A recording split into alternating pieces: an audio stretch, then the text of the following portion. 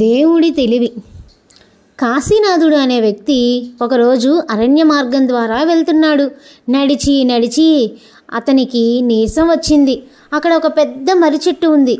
ఆ చెట్టు దశ దశలకు వ్యాపించినట్లు ఎంతో పెద్దదిగా ఉంది. చెట్టు నీడన చల్లగా ఉందని అలసిపోయిన కాశీనాథుడు హాయిగా ఆ చెట్టు కింద విశ్రమించుతున్నాడు. అక్కడ చెట్టు కింద అంతటా చిన్న చిన్న మర్రికాయలు ఉన్నాయి. అతడికి కొంచెం దూరంలో ఒక గుమ్మడి తీగ అల్లుకొని ఉంది. దానికి కాసిన గుమ్మడికాయలు చాలా పెద్దదిగా ఉన్నాయి. కాశీనాథుడికి నవ్వొచ్చింది. భగవంతుడికి ఆలోచన జ్ఞానం తక్కువగా ఉన్నట్లుంది. ఇంత పెద్ద మర్రి చెట్టుకి ఇంత చిన్న కాయలు, అంత సన్నని గుమ్మడి తీగకు అంత పెద్ద కాయలు సృష్టించాడు అనుకుంటూ కాశీనాథుడు నిద్రపోయాడు. అతను నిద్ర లేచేటప్పటికి అతని మీద చిన్న చిన్న మర్రికాయలు పడున్నాయి. అతనికి వెన్నులో వణుకొచ్చింది. ఒకవేళ ఆ గుమ్మడికాయలంత కాయలు ఈ మర్రి చెట్టు కాసి ఉంటే అవి నా మీద పడి నా తల పగిలిపోయి ఉండేది.